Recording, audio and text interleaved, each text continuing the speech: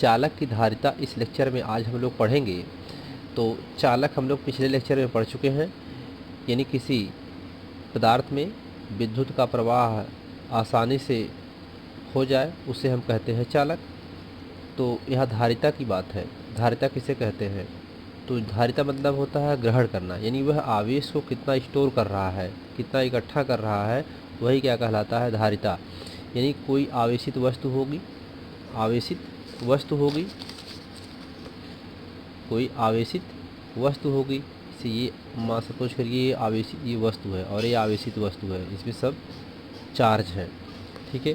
तो कोई आवेशित वस्तु को आवेश अगर इसमें दिया जाता है, इसमें प्लस आवेश दिया जा रहा है, आवेश एक निश्चित मात्रा में एक साथ प्रदान नहीं की जा सकती है, यानी आवेश को हम इसमें एक साथ मात्रा नहीं दे सकते हैं। वस्तु को जो उसके आवेशन की इसमें प्रक्रिया होती है उसको हम लोग चरणबद्ध रूप से करते हैं, यानी वह एक तरीके से उसमें संपन्न होती है। अब किसी क्षण वस्तु को अगर दिया जाने वाला आवेश, कोई भी क्षण हो इस वस्तु में जो आवेश दिया जाता है, इसके द्वारा दिया जाने वाला आवेश वस्तु पर पहले से उपस्थित आवेश द्वारा प्रतिकर्षित होता है।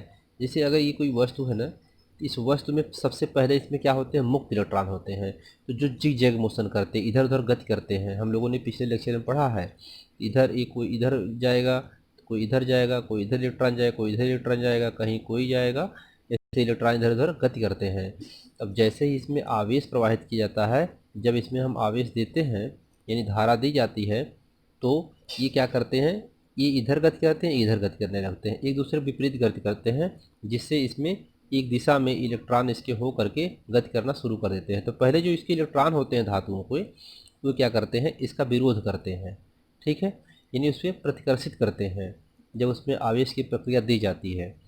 अब वो जो वस्तु के आवेश में वृद्धि करने के लिए हमें प्रतिकर्षण बल के विरुद्ध कार्य करना पड़ता है। इसके ये जो इलेक्ट्रॉन इस धातु के होते हैं, मुक्त इलेक्ट्रॉन जो होते हैं, वे बाह्य इलेक्ट्रॉन का विरोध करते हैं, तो हमें उसमें एक अतिरिक्त बल देना पड़ता है, उसमें अतिरिक्त आवेश देना पड़ता है। तो जब उसमें हम उसके विरुद्ध कार्य करेंगे, प्रतिकर्षण बल लगेगा, इसके विरुद्ध जब हम कार्य करेंगे इसके इलेक्ट्रॉनों के, तो इसकी क्या करेगा? विरुद्ध कार्य करेगा। तो चालक की जो स्थिज ऊर्जा होती है वह विभव में वृद्धि हो जाती है। चालक की जो स्थिज ऊर्जा होती है वह क्या करती है? इसमें वृद्धि कर देती है। कैसे? हम लोग स्थिज ऊर्जा किसे कहते हैं? हम लोगों ने पढ़ा है कि अनंत से अगर कोई आवेश किसी निकाय में ला करके उसको इकट्ठा करते हैं, तो वही उसको किया गया कार्य क्या कहलाता है? स्थिज ऊर्जा कहलाता है। इस निकाय में जो आवेश स्टोर करते हैं, तो वही यहाँ पर भी है। इसमें जो आवेश हुए, अब एक बाह्य और एक अंदर का, तो इसकी स्थिज ऊर्जा में वृद्धि हो जाती है जब बाहरी आवेश दिया जाता है। चालक के विभव में वृद्धि होती है, चालक के विभव में क्या जाती है? वृद्धि हो जाती है।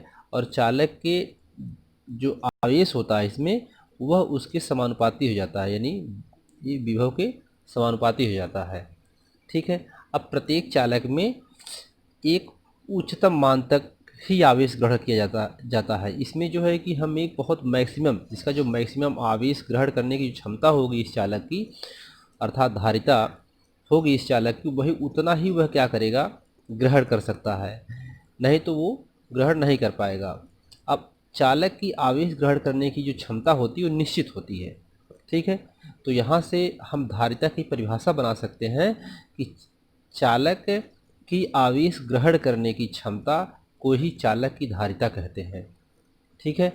अब यहाँ से आइए इसको हम समझाते हैं आपको। यदि किसी चालक प्लेट को आवेश दिया जाता है तो उसके विभव में वृद्धि होती है, ठीक।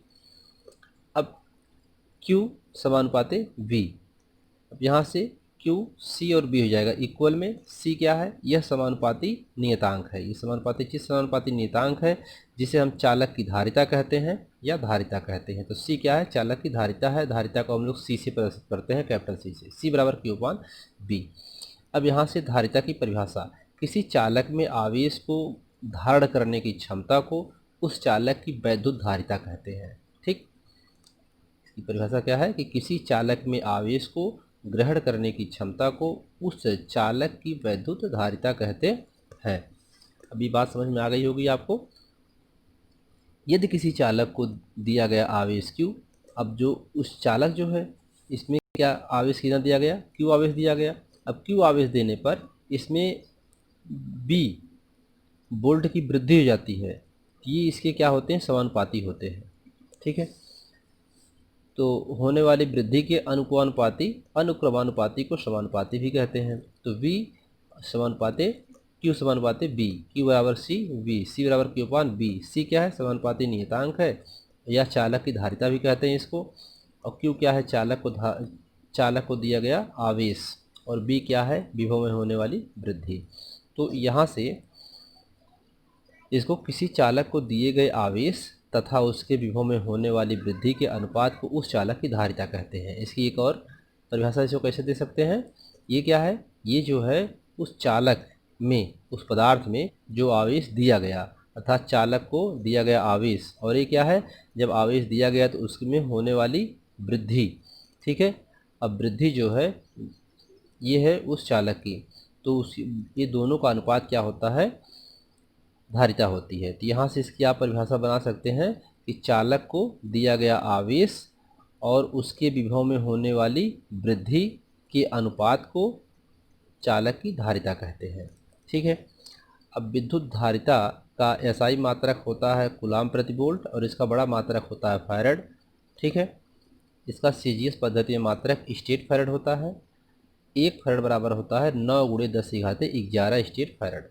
ठीक है, अब यहाँ से यदि Q बराबर 1 कूलाम तथा V बराबर 1 वोल्ट हो तो देखिए धारिता बराबर क्या होता है, C अपान B। C अपान B कैसे, यहाँ पे कूलाम और वोल्ट है इसका मात्रक, धारिता का मात्रक क्या है, कूलाम वोल्ट, तो C का मात्रक कूलाम वोल्ट या इसको फैरड भी कहते हैं। अब 1 फैरड बराबर 1 कूलाम बटा 1 वोल्ट, क्योंकि कूलाम वोल्ट या फैरड बोलते हैं धारिता का मात्रक, तो यहाँ पे कूलाम और 1 वोल्ट हुआ फैरड बराबर, और C बराबर होता है 1 कूलाम बटा 1, यहाँ कूलाम लिख लीजिए 1 कूलाम बटा 1 वोल्ट।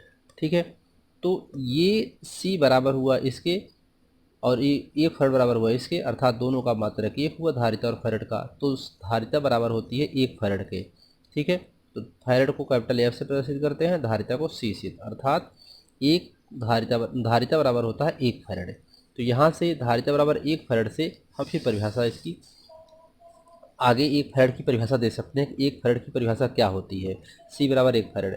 अतः किसी चालक को 1 कूलाम आवेश देने पर, यानी कोई चालक है उसको 1 कूलाम आवेश दिया जाता है, उसमें 1 वोल्ट की वृद्धि हो जाती है, तो उसमें कितनी वृद्धि होती है, 1 वोल्ट की वृद्धि हो जाती है, तो उस चालक की धारिता 1 फैरड कहलाती है। ठीक है, ये हुआ आपका 1 फैरड की परिभाषा, अथवा उसकी परिभाषा 1 फैरड उस चालक की धारिता है जिसको 1 वोल्ट विभव देने पर 1 कूलाम इकट्ठा कर लेता है।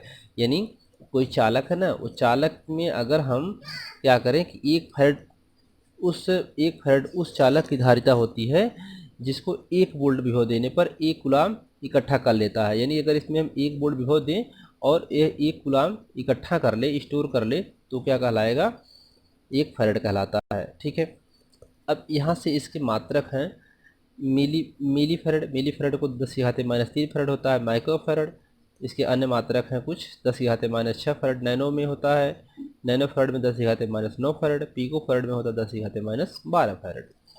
अब धारिता की बीमाएँ क्या होती हैं, आवेश की बीमाएँ बटा विभव की बीमाएँ।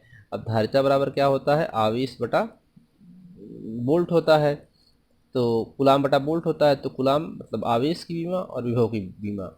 तो विभव की बीमा क्या होती है और आवेश की बीमा क्या होती है, तो इसमें आवेश की बीमा जो होती है AT होती है और विभव की जो बीमा होती है M(L²T-3 A-1 होती है।